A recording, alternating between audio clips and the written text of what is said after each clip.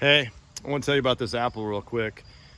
It's really good. It's delicious. It's crunchy. It's sweet, full of flavor, but I could describe it like all day and you wouldn't know what it tastes like because you got to taste it to know what it tastes like, right? There's this verse, Psalm 34, verse 8. And David says, "Taste and see that the Lord is good. Blessed is the one who takes refuge in God."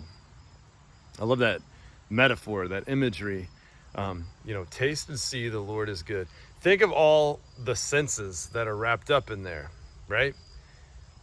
Hearing the word, okay, like hearing me say or hearing the verse read, taste and see the Lord is good. And it's one thing to hear about something, but you don't really know just by hearing.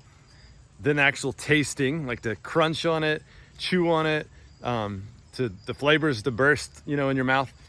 Like that's a whole different experience to taste it. And then once you taste something, like it's like your eyes are open, like, oh, okay, that's what he was talking about. That's why it was so good. I think that's why the psalmist uses that imagery, is because that describes how it is with God, right?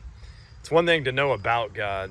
It's totally another thing to kind of know who God is from a distance, but it's a completely different thing to actually, with our whole lives, to just rely on God, to not even as individuals, but as a whole people, like as a community, to say, we are about a different way. We're about the way of taking refuge in God, not taking refuge in anything else the world could offer, but taking refuge in God.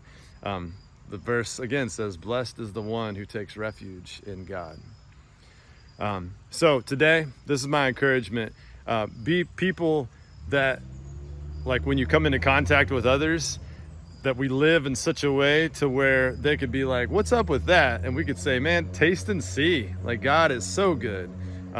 He's always trustworthy. He's always faithful. Taste and see that the Lord is good."